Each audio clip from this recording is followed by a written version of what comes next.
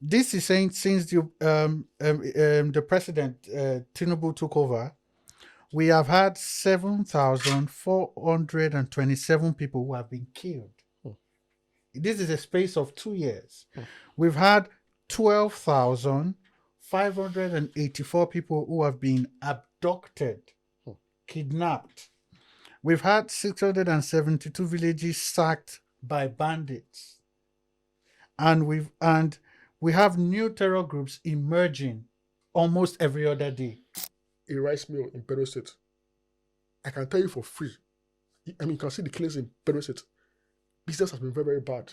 Mm-hmm. It's been very, very bad because the farmers have run away from their farms.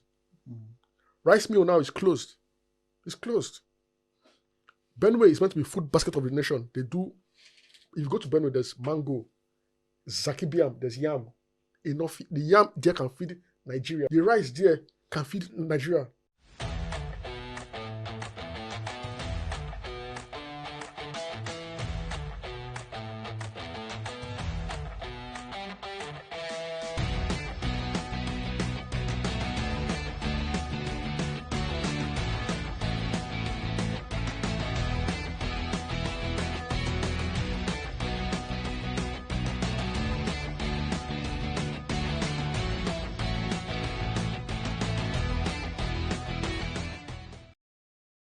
All right.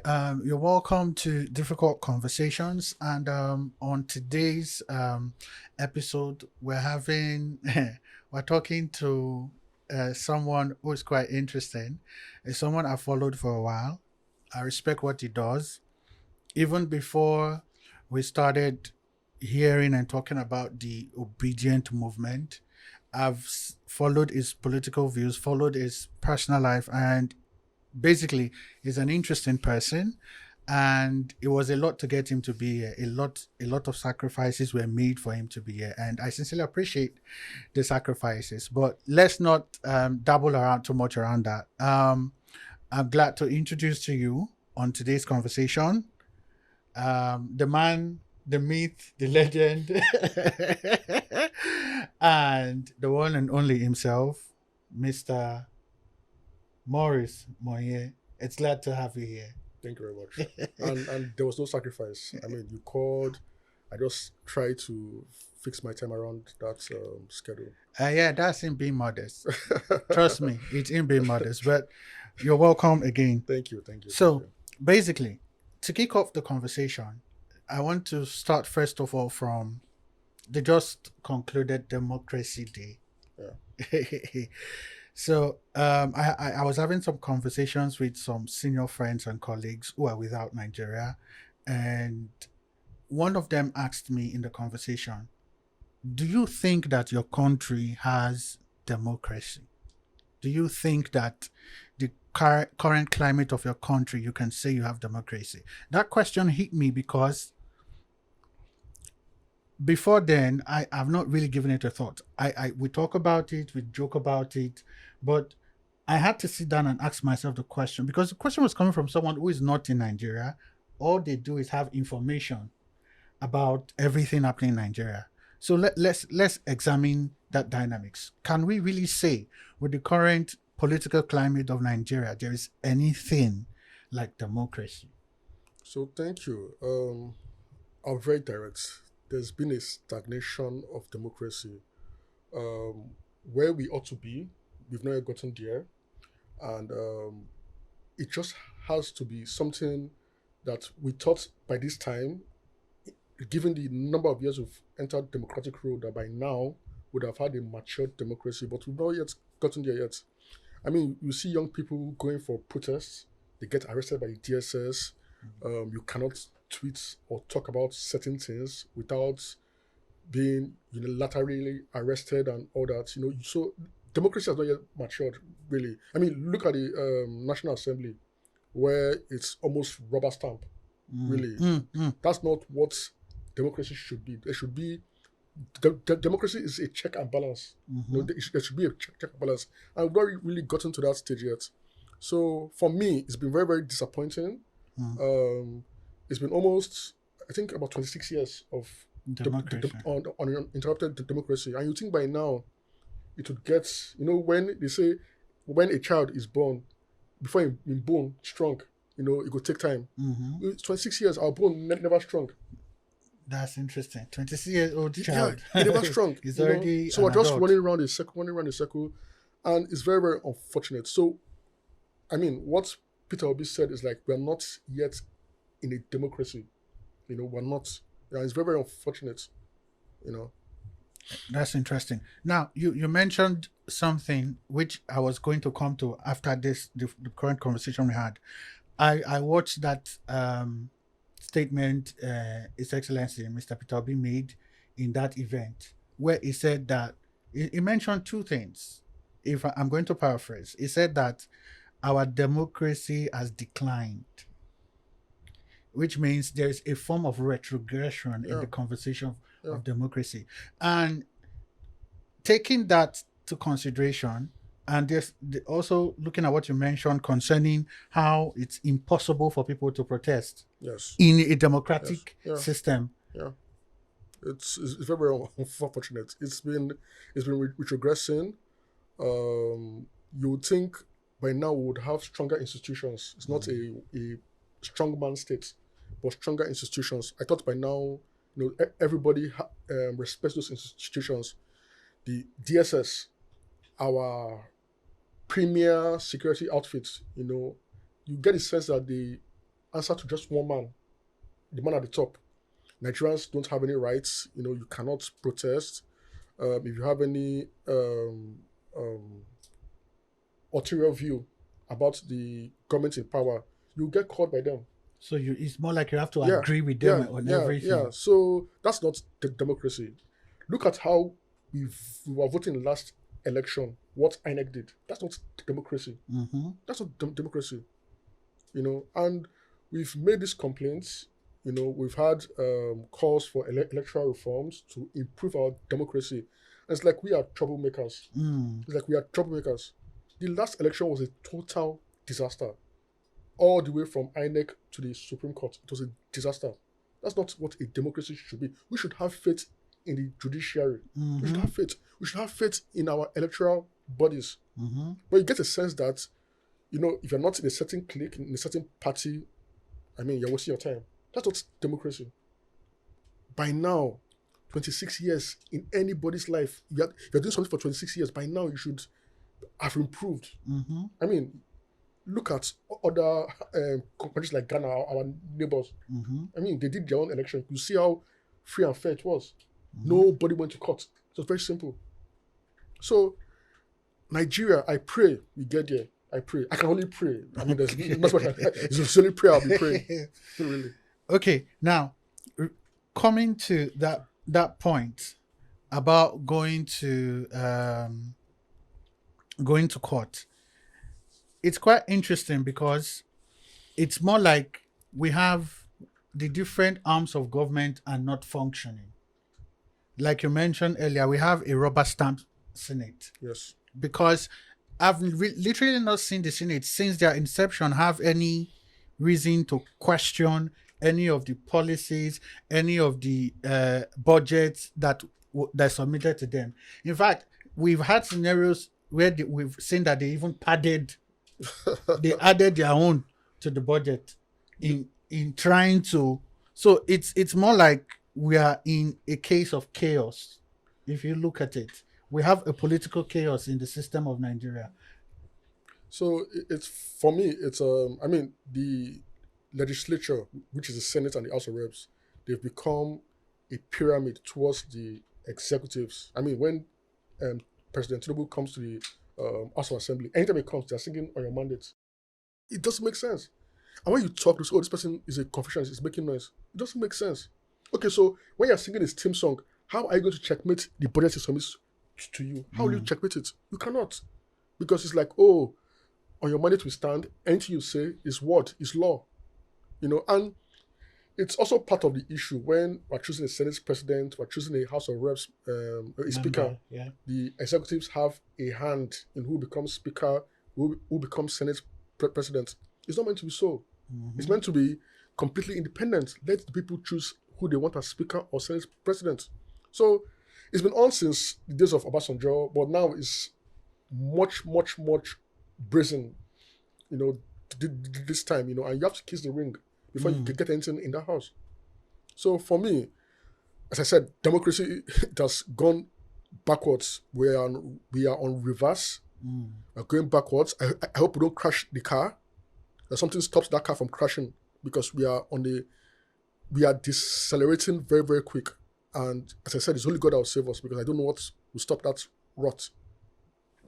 Okay, now looking at the last election, one would say it's one of the most preposterous, most terrible. Any negative word you can use, that's what it's being used to describe the last election. Based on what we saw, there was physical evidence, people who were at polling units and polling venues to vote. With all the video evidence we have, we can say that the last election was not necessarily an election if you compare the results to what people actually voted. Now, and the thing that made it the more crazy was when, after everything, what INEC had to say was go to court. It's one of the most disrespectful thing I've ever heard a government body or agency say to the people when they demand that these people be accountable. Now, the elections are coming. It's 2 years away. And one of the crazy things is the fact that I see that the current government, they have been campaigning for the next election. Meanwhile, 2 years have gone and we haven't truly seen anything, which means they have intentions to be a lot more aggressive as regards getting their goals in this coming election. Now, looking at the dynamics of the previous election, what is actually going on right now, especially in the Obidient Movement, to ensure that our votes count and every effort we put to make this election work the way we desire plays out, and nobody is going to tell us to go to court. So the thing, what works for our favor is that we know the limits INEC can go. We know for a fact that we cannot trust Beavers or IREV or whatever they call it. We cannot trust them. We know that for a fact. So, and I told my principal that one of the feelings of the last election, which he knows, and anyways, we won that election, but if I say feelings, things we could prove in court. But one of our feelings that we didn't have enough polling unit agents all over the country. So the places we won, well, because we're not there, APC and PDP will share votes because we can't. There's nobody to contest those votes, and this happened in the parts of the north and some parts of the south. We couldn't like you're not there, you're not there. So they share the votes among themselves. Mm-hmm. So our mission in the Obidient Movement now is that every single polling unit in Nigeria will have a LP, if we're using LP by then, an LP agent who will man that place. In fact, two in every polling unit to ensure that we're following that vote from polling units to ward to LG to state collection center. We'll follow those votes to everywhere it's going. We'll follow it. So all those IREV beavers, we're not ready. We now know that there's a chance there'll be glitch. There'll be a chance there'll be glitch. In fact, now we're expecting glitch stuff. There will be. No, it's true. No, it's true. Now we're expecting. It's true. We're expecting glitch now. So if on that day of election we're counting votes and the returning officer refuses to count, who counts them? Who count them? So now we in our camp we're expecting glitch because that's how it is. We now know that this is their modus operandi, and we've planned according to that. So we'll just do our own small part. We'll have a polling agent in every single polling. I mean, PO won Lagos upon the glitch. He won Lagos now because there were people because on there were people ground. on ground. People were on ground. My street here, there were obedience on every corner. Because and that's it really. So once you're on ground, no matter how they rig or glitch or unglitch, if they glitch the glitch, we'll glitch them. Glitch because we're there. counter glitch. We'll counter glitch them. So we're expecting glitch everywhere. Our job is that our people must be in every single polling unit. And so help me God, it will happen. It will happen. It's just for us to be, we're putting our chess and pawns on the board, just to arrange the board. Once we're ready, we'll play the game. Great. And now, before I say what I want to say, for those of you who are members of the Obidient movement, if you are not a registered member, this is the time to register, because all hands needs to be on deck. The change we truly desire cannot happen without our input. Now, if we had enough numbers, regardless of where you are, from what he just said, most of the things that happened would not have happened. So you can't be claiming to be a part of the movement and you're not actively involved in ensuring that all the work being done in the movement is reflected. So I'm encouraging you, make sure you become a registered member and you are aware so that you can play your part. The last part of what you said about how people are going to be on ground. We saw a lot of evidences in the last election that there was violence. Some people even died. Yes. Now, in the course of trying to follow through the process, are there metrics on ground to ensure that the people on ground will be protected as well? Because the violence we saw in the last election is one, I'm not even going to lie, it's one I've not seen in my almost 4 decades of being in Nigeria, even in war times. Yes, I've been since I've seen a couple of civil war that happened in Nigeria. Yes. But that kind of violence for a political election, it was crazy. So my question essentially are there metrics, are there things on ground to ensure that there's protection for people who are going to go out of their way, even as they are trying to fight for a better Nigeria? So, for security, Yes. we are all our brother's keeper. We're all our brother's keeper. I'm not going to come here and say, oh, we have guns, we have cutlasses. No. I won't say that. But we are all our brother's keeper. We will try to organize ourselves in such a way it will be impossible for them to attack. And these people, these thugs, these agberos, they are also human beings. They bleed, they sweat. Nobody wants to die. Nobody wants to die. So they don't have the monopoly of violence. People feel this other side, they have the monopoly for violence. They can come and slap you and you just, oh, I turned the other chick in Jesus' name. No, there's no such thing. Nobody has the monopoly of violence. So that is why I'm saying we will all be our brother's keeper on that day. We'll be our brother's keeper. I'm not saying you should go and take gun and cutlass. But I'm saying we'll all be our brother's keeper. If you're going to vote, find out those obedience around you. Organize yourselves. If they see 5 of us in the same place, if you touch one, the remaining 4 will jump you. Nobody has the monopoly of violence. Nobody. Speaking to that, in the last election, I was actually in Delta State. I was in Warri in my polling unit. And what you're saying now is exactly what happened. Yeah, that's it. Because when we got there, first of all, there was a lot of delay. We waited almost 7 hours before the INEC officials came. And then when they came, we began to see certain movements, but people began to align themselves. Yeah. You see people in groups of 10. Yeah. So when we saw people that actually came to make problem. They came with guns, weapons. But when they saw a unified front, don't rest. because rest.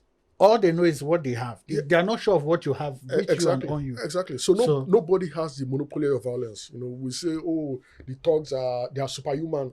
Nobody has they are afraid too. They're like, why should I kill myself over one man that's in Ashu Rock? Why should I kill myself? If push comes to shove, they'll run too. Now, speaking to that, now, what is an advice you're going to give to young people? Because the problem with the last election was mostly the fact that young people were used against young people. That's what I can say, because I saw it practically. Young people were used against most of the violence were caused by young people. Yes. And it's more like, even on social media now, when you have conversations, you see some young people and you begin to wonder if this person is thinking, because the kind of argument you see from young people who are truly supposed to be interested in the progress of the country, you will feel like, is this person really normal? Yeah. So again, most of these are young people.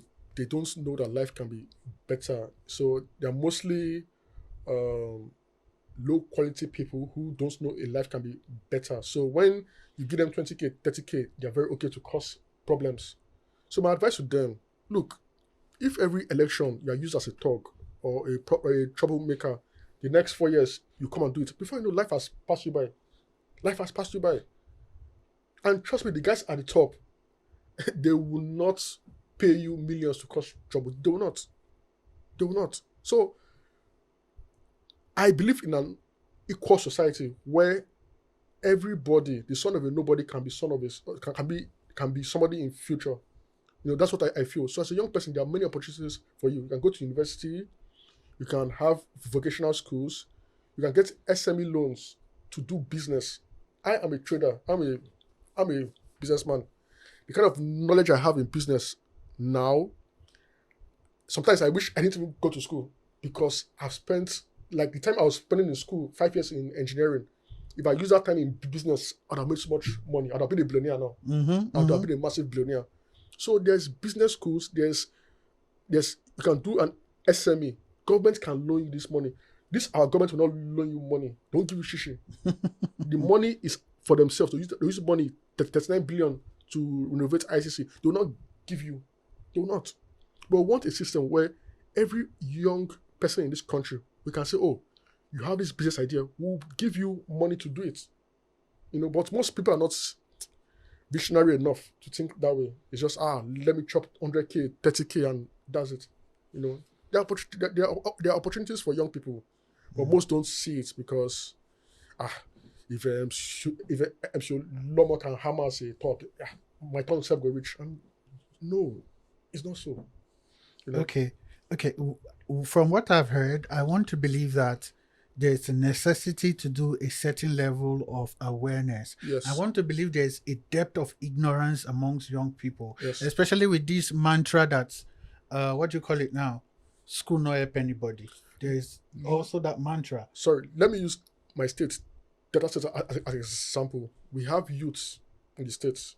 I call Delta State an economy of POS and blue keke napep. That's how the state is. Young people there, and I'm sorry, I'll be very frank, most don't know they can have a better life. You see them, they have one borehole, they all come to fetch water from the borehole. They don't know they can have running water entering their house. Most don't know. So when you come as a company now to come and do business there and give them jobs, they'll be like, you must come and pay Dev first, you must come and pay this one first before you enter.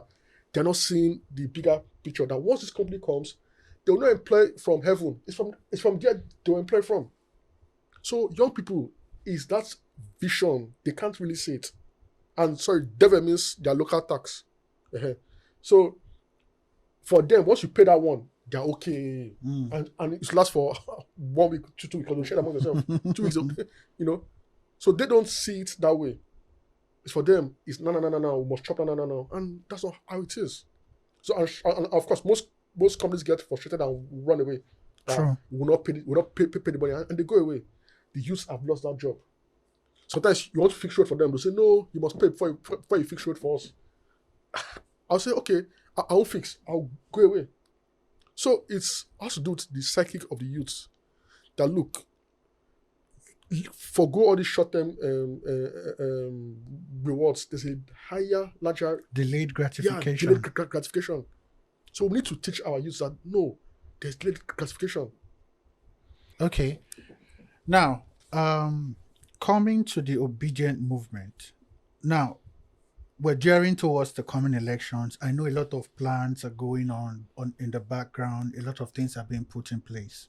Now, for those who are not in the inner circle to know what's going on, I would need you to help us understand some of the key things that an obedient needs to have at the front and back of their mind as we gear towards the elections that are coming. What are the things they need to know? What are the things they need to do? What are certain things they need to be consistent with so that they will not be taken unawares and be ignorant going into the elections? So the things they should know is that they have to trust our principal, Peter Obi. They need to trust him. There's so many defections going on, even inside the movement, and people are getting disillusioned. They say, oh, your principal is not solid enough. That's why they're defecting. No, no, no. You have to trust him. You have to trust what he says and what he does. Sometimes he has to be a smart politician to relate with some people. He's never going to sell us out, ever, ever. Also, please get your voters card ready. Think ahead of where you will vote. If it's Warri you vote, get your card there. If it's Abuja, get your card there. Because without your voters card, we're all making noise. It's noise we're making. Me, once it starts, I'll send my own card to my town, to my village, because I'll vote there.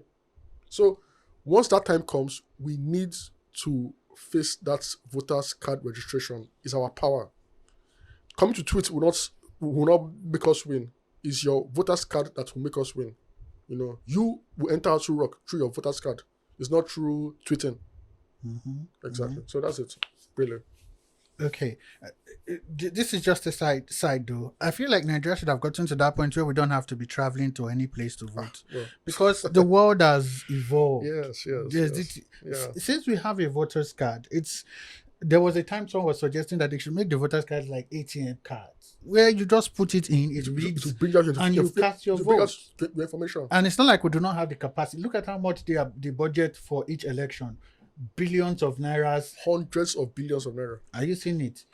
We should be able to. It shouldn't be too difficult. You just slot it in, and you you can cast your vote. So of course it will be difficult when Beavers will not work, when IRF will not work. Of course it will be difficult. That's the way the Nigerian system is. We make it so difficult for people to do things. If Beavers and IRF will not work, then on that day I can come and sort my card and say, Morris does not exist. They'll say Morris does not exist. So if those two things, IRF and Beavers, can go wrong, please let me go to where I do my registration and they will see my face. I'm seeing their face because they'll say I don't exist. True, that's true. That's true. So All right. so let's cut INEC some slack. They are incompetent. So let's just let's because they're so incompetent. Let's just cut them some small slack. Okay. Now let's talking about your principles. Listen, Mr. Peter Obi. Yes.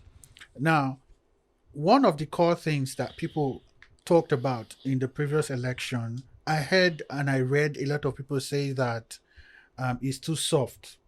In politics you need to be rugged. You need to be hard. You need to be difficult. You need to be this. You need to be that. And at some point, I'm not even going to lie, I was beginning to feel like maybe you need some level of frugality and ruggedity, because you are dealing with people whose mentality and approach is so. Now, coming to the coming elections now, are we expecting any changes? Are we going to be seeing a new dynamics? Although there are recent comments and clips I've seen from him, and I'm like, okay, I like this new Peter Obi I'm seeing, because he's no longer. There are things that it would be diplomatic, but now he's saying them as they used to be. So my question is, are we going to be seeing a different approach from Mr. Peter Obi? So do we want a strong man or a compassionate leader? Because it's like Nigerians love strong men or people that are gra. Over the next few weeks or months, he's going to be more, in your faces, in my face, everybody's face. He will say things as they are. Before he was trying to be diplomatic and, you know what, let's have peace, let's have, but now he will be in everybody's face. On the other hand, he's a very compassionate man. He's somebody who is very accessible. He's very, very, very, very accessible. And I also suffer from the same issues, because some people on the team are not really that accessible. I am very accessible. Then people now insult me, because I'm the one that's saying, I'm the one that will hold on the neck. So he is like that also, So as a leader, you should be accessible. You should be compassionate. You should be soft, to the people. About almost 1,000 people died in the Middle Belt region. There's a president of Nigeria has not gone to go and visit any of them. Statement we've not seen. It's like you might as well have killed goats in that place. In fact, you can't even kill goats. That's that kind of number of goats. You can't even kill that kind of number of goats. Yet PO has gone there. He has, met the people. He's been soft. He's been compassionate. He has met the families, given them a hug, donated. That's just the kind of person he is. But holding APC to account, he will be much, much sterner. He will be sterner and he will be more direct. Because now we are on all gloves off now. It's now all gloves off. If we miss it now in 2027, then I don't know where we'll be as a country in the next 4, 5, 6 years. All right. Yeah. Talking about your principle, a lot of people they see all it does now as a way to garner favor, to garner political favor, to garner political relevance, and it's mostly because they do not. They do not. I followed Mr. Peter Obi from his days as governor when he was wrongfully impeached and he went to the courts, and I've known him essentially, but most of the young people do not know him. So when you hear them speak, they feel like you actually see the depth of ignorance in their conversations when they talk about him. Yeah. So I need you to say one or two things that are consistently and concurrently misunderstood in the conversation around Mr. Peter Obi, especially in his philanthropic works and what he does. I believe, for me personally, because I know him already, most of what he does now is coming to light in the media because of his political stance right now. But these are things he normally does, but you don't see them because he's not in the political scene, as it were. So I just need you to throw some light and help people see and understand that who the man Peter Obi is beyond his political ambition as the president of the country. So, as you said, he's a philanthropist. He's somebody that he loves to give for good causes. He's not someone that will give you money for your birthday, or give you money to go and pop champagne. He will not. He loves to give for good causes. So every time I'm with him, I'll go somewhere. People just come up. Sir, you helped me so and so time. So there was something he did as governor of the state where if you had a first class, he give you 1 million naira. He was doing that for a long time, and people come at this time, many years after. Oh, sir, you gave us so and so money. I use that money to do masters abroad. I use money for this, and if that person didn't say it, we would never ever know. We would never know. Himself, I'm sure he has even forgotten about it, And you can see his love for healthcare and education. So he feels for a country to be regarded as a first world country, the healthcare and education must be solid. So if you call him at night, this person in this hospital needs this equipment, he will do it. He will do it. It's the kind of person he is. So as I said, if you ask him for something, for money, for a good cause, he will do it. You saw this Portable, this singer that said, you feel first class. Pio was in economy. Pio didn't dash him money. He said Pio gave him a handshake while other people were giving him. So I will ask Portable, what is the good cause there? What is the good cause? Someone flying economy should give you in first class money. So what is the good cause? You look at you like, okay, so I give you money. Why? They call him stingy, but it's very frugal. It's very frugal of funds, So if money is to be given, you ask himself, is this a good cause? Will this change humanity? And yes, he will do it. Aisha Yusufu called him last week. He called him last week to donate some laptops. Yes, I saw. He did it quickly, no questions asked. No questions asked. So that's the kind of person he is. If you tell him this is for a good cause, he will do it. How much is money? So essentially, what we're saying is that Mr. Peter Obi is a man who believes in building people. Yes. Building institutions. Yes. And building a future. A future, yeah. So it doesn't use money for philandering and fun. No. It has to be purpose driven. No. Now that sounds like a man who truly is interested if you in look the at him, people. If you look at him, he doesn't buy gold or wear watches or wear fancy clothes. It's just Simple life. Is Very simple. is attire that is known for is black and black and it's true. The money has to be used for something that will change mankind, that will change society. His dream is to leave society better than he met it. So he has the money. Let me use my money to do it in that way. He will tell you, this school, let's renovate here, and that's it. It can cost millions of naira, but it will be done. He has left that society better than he met it. That's the kind of person. He will not buy a brand new car or a brand new shoe or gold wristwatch or put bling on his teeth. He will not do all that. It's what you help the society that you will do. I can't say, guys, my birthday will send me money. I remember the mantra during the elections, the last elections. We know they give shishi. Yeah, it's even bad. It's even bad. Most of the things we are doing in mobilization is personal funds. I can't even, because he's not desperate to be president. He's not desperate. So most of the things we do is personal funds. It's not really his money, because I can't say, okay, we're doing this thing or this. Come on, and give us money. How? And when you look at that, it's building the people to understand their role and impact in governance. Yes. Because now, as you see, because of your commitment in that process, you would want things to work out well. You would want the right people to be there. So I am a disciple, a faithful disciple. So anything it does, it sort of mirrors my own lifestyle too. I'm a disciple, Anyway, there is this thing I read this morning, and since I read it, I've not been normal in my thinking, and it's regarding the insecurity in Nigeria. And I'm going to be quoting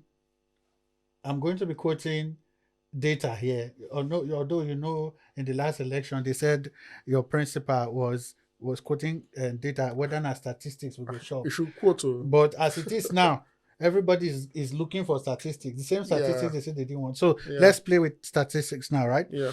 Now, this is saying since the president Tinubu took over, we have had 7,427 people who have been killed. This is a space of 2 years. We've had 12,584 people who have been abducted, kidnapped. We've had 672 villages sacked by bandits. And we have new terror groups emerging almost every other day.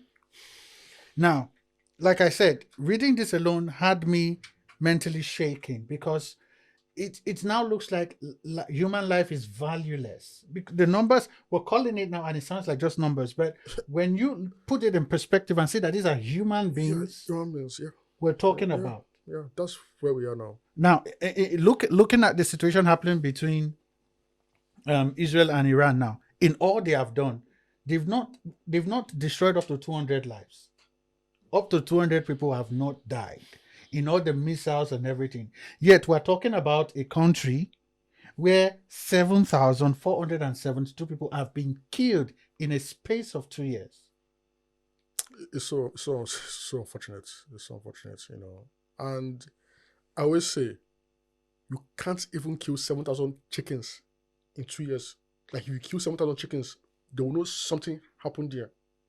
But yet, 7,000 Nigerians lost their lives, and we've all become numb. Nobody's so numb that it seems like we've accepted it as. Yeah.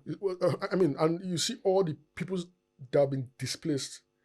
Nigeria has to be the only country in history that has IDP camps in peacetime.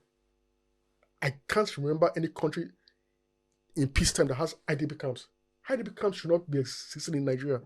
How? Why?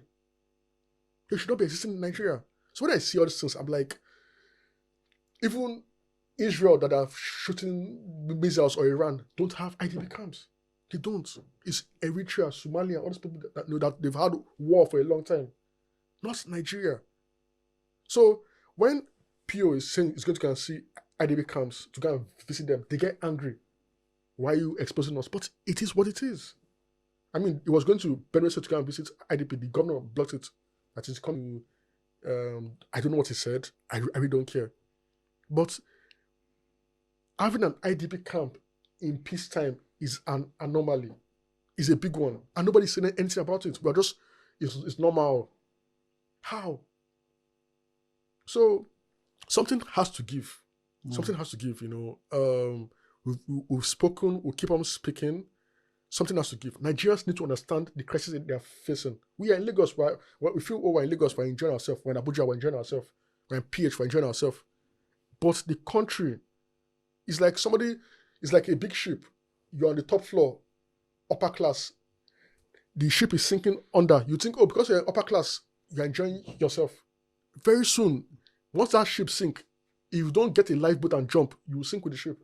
Mm-hmm. So most of them, they've gotten a second citizenship so they can escape the ship when the ship sinks. There's crisis going on in Nigeria. Crisis, big one. I just pray that before the ship sinks, someone would have plugged that hole because the ship is sinking. We are in Lagos, Abuja, PH, so we feel, we're very, very good. We're very okay. And when they fight their fights, no. We need to rescue this country. So that's why when these people say, we're making us, are people dying or not? They're dying. They're dying. I saw Mr. President, he wished the Indian Prime Minister tributes for the people that died in the air crash. Oga, 200 people died in Benue State. 200 people died. You've not said a word. I've checked. I've been going on his social media. Not a single word. Not a single word. 200 people died in Benue. It's not 200 cats or goats or dogs. Cows. Or cow is even big. Even 200 dogs. If 200 dogs die, like you feel it. If you kill 200 dogs in the UK, they'll lock that entire area. Talk less of 200 human beings. 200 human beings. So I really don't know. Okay, now I want us to come to a wrap on the conversation around politics. Yeah. So we can have a quick conversation on something else. Now, what are the things that Mr. Peter Obi is seeking to address if and when he becomes the president after these coming elections? And the reason I'm asking this question is, as we know, there's a lot of damage done. It's going to take time. And there is a whole lot.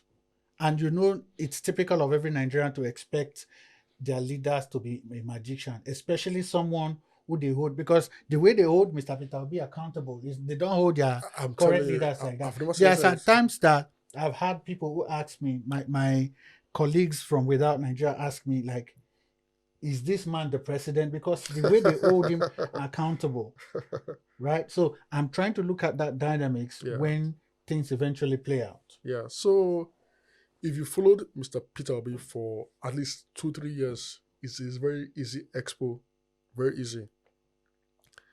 Healthcare, security, education, these are the things that overnight it will change, because these are the things he's passionate about. As I said, I'll guess, so it's a wild guess, but I'm sure I'll be very, very correct. Security, healthcare, education, these are the things we work on to ensure that the country has some bit of semblance. There's a bit of there's some sort of sanity returns to the city. Yeah, immediate effect. You come from the US, you can feel there's better healthcare, there's better education, and you're safe. You feel that way. Those are the things you target. So it's very easy. I can predict that. Okay. Now, an ordinary Nigerian, especially the ignorant, mostly ignorant people who like to play on social media, they would want to ask the question, how does this thing affect them? How does healthcare, security, and education, how is it going to give me food? How is it going to change my life? That's a typical question. So how do you bring that to bear in the conversation? My brother, as we are now, if your sickness is above malaria or typhoid, you are dead in Nigeria. Malaria or typhoid? No. I'm not saying. Your sickness now is above malaria or typhoid. You are as good as gone. And Nigerians don't have disposable income to travel abroad to go and treat themselves. It simply doesn't exist.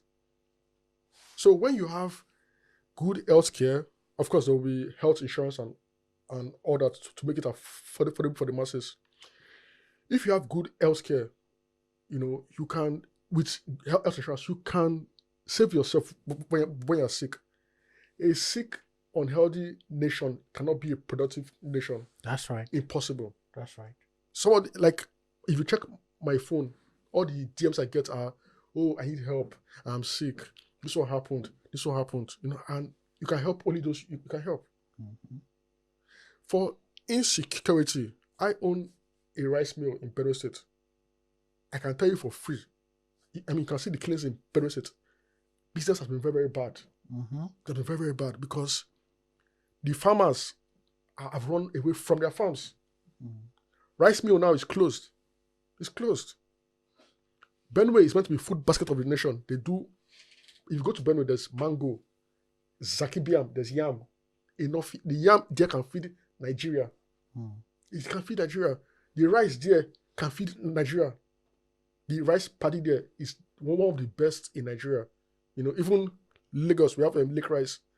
There's no paddy to feed lake rice, so there's no rice in Lagos. There's no rice.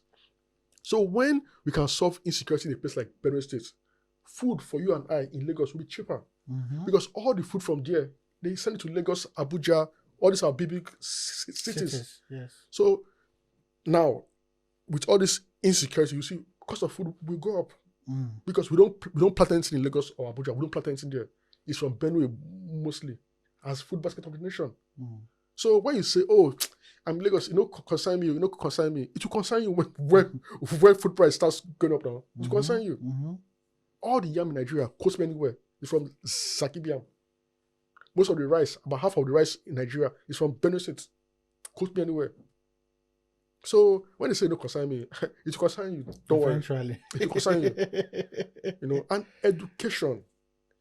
When our young ones are going to school, when they are in school, crime rates will reduce 100%. Because you are reading, you are studying. What time will you have to go and stay on that bridge to do Togri or Agbero? What time? When? So education is something that we need to prioritize. When somebody's in school, the rate of crime or the tendency for crime for that person reduces drastically. Because where's the time? So for me, these three things, as I said, are priority: security, healthcare, and education. Those are I can guess those are three things you'll work on, and you'll do it well. All right. Thank you very much. Now, a lot of people know Morris as Morris. Some people know Morris as a Twitter influencer. A lot of people know Morris as just that regular guy on Twitter that makes tweets, talks about politics and all that. But let's get a little more into what makes Morris Monye. I know your family name. A lot of people do not know that you have a family name, as it were. No way, I'm not going to. You know what I'm not saying. Everybody has a family name. You know what I'm not saying. But really, what makes Morris Monye? I don't want to talk about your JC right now. That's something we'll get to later. Wait, but are you an Arsenal fan? Oh, I'm a big Arsenal fan. Okay, I think apart from Kelechi AFC, I'm the next biggest Arsenal fan. We'll come to that. Yeah, I'm a very big Arsenal fan. We'll come to that. They say it's seasonal. They say that we'll come to that. But what makes Morris? So, I really thank God for my life. Some say I'm privileged. Some say I'm a troublemaker. Some say, it depends on how you want to look at me. So I have my businesses. I have a finance company. I have an oil and gas company, which is this gas CGN. So we are also trying to partner with some companies. I'm also in media. I mean, the media company. I don't want to call names. I have a rice mill in Benue State, and that's it really. I'm also somebody who's a family man. Yeah, that's it. That's it really. Yeah. That's really. And my love for politics is just because I want to see a better Nigeria. I don't want to be traveling outside the country to escape or to relax. I want to relax in Asaba. I want to relax in Kano. I want to relax, I don't want to be traveling outside to be relaxing. The interesting thing is we have some of the most amazing tourist locations in Yes, Nigeria, yes, especially yes. in the north. Yes, And yes. that's where most of the insecurity is. Yeah, I was in Kano last 2 months. I was at the Emir's Palace. It is so beautiful. It's so beautiful. Like, I couldn't believe I was in a Nigerian state. It's so beautiful. And I think more and more of us should go there and just see how beautiful Nigeria is. Yes, it's not safe. Nigeria is not safe, but go out and see how beautiful the country is. And I love this country so much. I can't live anywhere else. All my friends have jackpot. No, no, no. Round up your business, jackpot to US or London. And I'm like, I really can't. I was in New York for 2 weeks. My body was like, I must come back, I must come back. Home was calling you. Yes, sir, I must come back.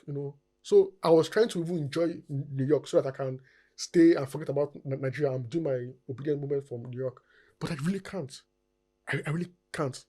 I enjoy Lagos. I enjoy Asaba. I enjoy Abuja so much. The weather is perfect. It's not cold. Food is cheap here. Everybody's friendly here. There is you are on your own. Or your Because they have this snobbish attitude. You're all on your own. everybody's going about their bread. Yeah, everybody's minding their business. But yeah, I can just go on the street and make friends. That's how Nigeria is. That's how warm and welcoming we are in this country. So that's just it, really. Yeah, and I thank God for giving me small success in trade and business. I really thank God for that, and I'm also willing to teach young Nigerians on how to do trading and not all this forex trading. Business, typical Not business. forex trading. I'm very against all those forex trading. No. I mean actual business, buying and selling. You buy rice 5 naira, you sell it for 10 naira. That kind of business, not forex trading. Okay, now this thing you said, now I'm going to hold you to it because, of course, because what, like we have mentioned, a lot of young Nigerians do not see. Yeah, They are not visionaries. yeah. They don't believe in delayed gratification, so they don't want to invest themselves Oh, in things that can build for a future. So that's what I'm going to do. Since you are willing to teach, of course, we can have a system, an event where you can teach those who are interested, yeah, sure, and they sure, can sure, learn and sure, grow from there, take all the knowledge sure. and whatever comes with it. Yeah. And So for business, the key trick is this: delayed gratification. You don't sell rice for 5 naira, they make 10 naira, and chop the whole 10 naira. You cannot. You have to plow it back into the business. Keep your expenses very low. I've done this for almost 10 years now. I worked in a bank for about 7, 8 years. I left and I said, you know what, I'm tired of this job. I can't be doing this anymore. While in the bank, I was doing buying and selling to my colleagues in the bank. Most of my colleagues are alive. They take loan from me in the bank. you have always been a businessman all Yeah, the way. when they paid everybody their monthly income, because I'm very frugal with money, I will save some. They will come to me to come and take loan inside the bank. My own colleagues will take loan from me. I'll put a certain interest. You pay this one, so yes, because we're all in the system, I can debit the account directly, and I just started doing that. I'll sell rice to my colleagues, all those things. Until one day I said, you know what, it's enough. Let me face my own part. And if you go to my house, I live in a very small place. I drive about 1 or 2 cars, just simple life. I don't, because you can sleep in only one bed, you can use one toilet, you can only, at a time. yeah, except when Madame comes back, she wants, I'll say okay. So we're planning to find a bigger space just for her to feel very good. But left to me, I can sleep in one bathroom, use one toilet, use one And you're kitchen, fine. use one parlor, and I'm okay. For cars, as fast as that's AC, I can take me from point A to point B. I'm okay. You can see I don't wear any jewelry. You can ask me wear any any jewelry, Mm. and just keep life very simple. What is my money is travel. I can travel. I'm traveling. It must be correct, Comfortable. business class. But apart from that, I can only eat one food. So what is there? Now, from everything I got, from everything I got, it's the fact that for you to be successful, you need to be frugal. Yes, You be need to frugal. be, Yeah. you need to understand what delayed gratification is. It's not now. Yeah. It's not about now. Some people want it now, and this is why we have a lot of young people who are going into fraud, going into one dubious thing or the other. And it also helps if you know finance. For me, I mean, I know how to play around with my money, move it here. So it's. I mean, I worked in the bank for a long time, so I know about finance. How to get certain interest rates. Your money is increasing. You come sleeping and your money is just increasing. So Residual income. yeah, so I know how to play with my with money. So it helps too if you know, if you have a background in finance. Okay, that's beautiful. You mentioned something about Madame. So essentially, Mr. Morris Monye is a married man. Is that what I'm taking from that? I'm engaged. Okay, so that means we should go to Lapo and start collecting loan and prepare for the main day, right? Well, yeah, no, yeah. Okay. It will even shock you. It will be one simple small thing. Of course, we know now. People who have that kind of very simple. discipline. Although she may not agree, but and they say marriage or wedding is a woman's thing. Yeah. Okay. So it depends on her, really. No problem. Anyhow it is. Just let us know on time so we can collect the loan from Lapo quickly. No. And ready for loan. Just come. Don't worry.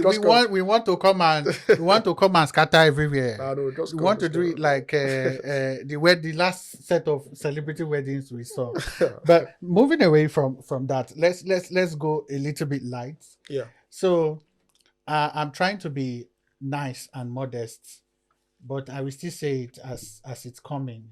There is this thing that Patrice Evra said, which is quite interesting, that the beautiful and wonderful club Arsenal is like a seasonal movie. It's not a serious weapon. I saw it. It's not a serious weapon. We're always expecting what's going to happen the next season. It's not a serious weapon. And I'm not going to lie, I had great hopes for Arsenal. I'm not going to mention my team, but my team disappointed me so much that I pretended I was no longer a part of the team so that I would have peace of mind. Please, you don't have to we're not mentioning it's Arsenal we're focusing on right now. And honestly, I was rooting for Arsenal. But then the way things played out. But let's look at the new season is coming, and I don't think I've seen Arsenal made any purchase. We are going for that Sporting Lisbon guy, Gaio Chris or so. Please, you people should leave it below. Please, please, this is the problem. No. Because people are in Champions League now. So we'll be in second. So it's time to enter first. So we need someone like that to just push us to first. So I mean, he's not a stupid person. He will come. So you believe he can bring the magic that Arsenal needs right now? Arsenal is a fantastic team. All we need is just a striker. A striker, that's all. For 4 seasons, we've not had a striker. So he will be the missing puzzle, So as I said, we'll be second. Now when it comes, we'll be first, All right. I have hopes, and I want to believe you have hope. No, for real, I'm not going to lie. Last season, I wanted Arsenal to win the Premier League. This season, I was not even bothered about, but my focus was on Champions League because it was like the stars were aligned. But somehow, I don't know.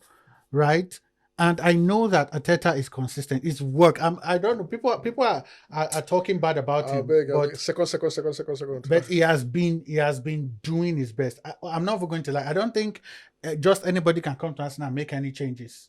He should win. If he wins, then I'll know you're strike. He should win.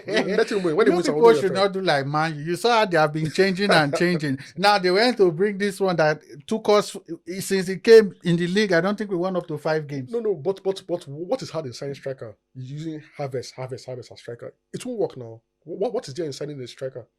What if the problem is from at the people at the top?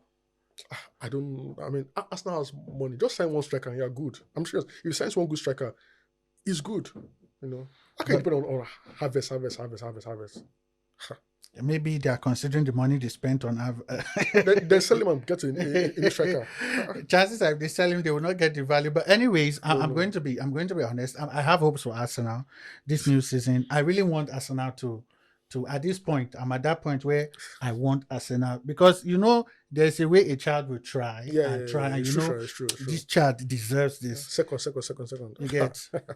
But on a final note, I need you to say one or two things about, and I'll need you to put them together. So I'm just going to list them. To talk to young people about how to focus and build their life, because I can tell you for now that most of the young people we have in Nigeria, and I'm speaking from someone who has a level of experience dealing with people on a psychological level, that many people do not have a focus of their life. It's more like, let's just wing it anyhow we go. So I always get DMs of young people. Some they come with so much hopelessness, and they fall within a bracket of 18 to 25. And I'm wondering, why are you so hopeless at that age? At this age. Why? So of course there's a pressure of social media where they're seeing the big Cubana, seeing the person, living such a large life. And I'm like, why are you so hopeless? Life has not even started. I promise you. I mean, I made a tweet that I left my dad's house. I think that is something or so, and people could not understand. But that's how I did. No, I think 28 or 29. I can't remember. I can't recall. My point is, I left the house very, very late. And then it's like, babe can't come and see me in my dad's house. I can't do this one in my dad's house. I'm useless. My mates are this, but if you know what you want to do in life, go for it. Go for it. And don't be discouraged. Everybody has their own race. This boy, this TikTok boy, Pella, yes. is a young boy now. He's a superstar. When his mates see that kind of person, they say, no, I'm doing badly in life. You're not doing badly at all. You're not. Everybody has their own race. It's his time now. God has blessed him with grace. He may get ahead before you, but you also get there too. You get there. And everybody has their own style. It might be through music, it might be through business, it might be through anything. You get there. Don't feel discouraged. So I always tell them, look, don't feel discouraged. Life has different segments, different lanes. Just face your own lane and you get there. All right. Thank you. And also, speaking to the political class now, right? I know we have a herd of political, strong-headed people that don't listen. Yeah. But we can't stop talking, because in the country we are in and with everything we're doing, we deserve good leaders. Yeah.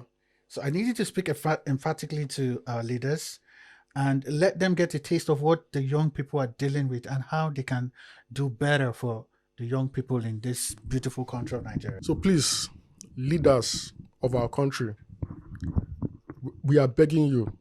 Nigerians are dying. There's so much hunger in the country. You have no idea. I get lots of people crying, weeping. They don't know where their next meal will come from. We now have a 001 system. 0 means no food in the morning, no food in the afternoon. There's food in the evening. And that food in the evening is what they'll manage for the next day to continue the 001 pattern. Please, Nigerians are not asking for much. All they want is an enabling environment where they can do their businesses. In fact, don't even get involved at all. Just give that enabling environment and you see the average Nigerian thrive. That's all Nigerians want. Someone was saying to me that what they want is just that environment. They don't want government to even give them money at all. Mm. Don't give us money. Just give us the environment and leave us alone. Go outside the world, you see Nigerians excelling. They're excelling very, very well. But yeah, somehow dreams die in Nigeria. Dreams just die in Nigeria. So please, I beg you with God, our leaders, be you APC or whatever, please, Nigerian youths are really, really suffering. There's insecurity everywhere. I love to travel with car from Lagos to Asaba. I cannot. I can't anymore. I like to travel with car because I like to see the roads. I don't like flying because flying, I have this phobia for flying. But I can't anymore. I must fly. So please, give us the enabling environment. When I say us, I say young people of the country. Give us security, please, and give us food. Thank you very much. All right. Thank you. Thank you very much. That is Mr. Morris Monye, the man, the myth, the legend, one of the most interesting, amazing people I've encountered via social media. I'm not even going to lie. And if you are someone who follows him, you see that he has been consistent. He for all the years he has been consistent. There are times he has even gone over and beyond just to consistently show where he leans, and he has stayed true to his belief system. Right now, and we have the privilege of having him on the show, on the pod today, and he has shared a lot with us. Mr. Morris, I want to say a big thank you to you for coming. Again, even though I know you are being modest, you made a lot of sacrifice to be here today, and I sincerely appreciate it, and I'm sure that every of our viewers who says this would appreciate it. Thank you. And that's a wrap for it on Difficult Conversations today. It's still your one and only Dr. Josh. Until we meet again, adios amigos, hasta la vista.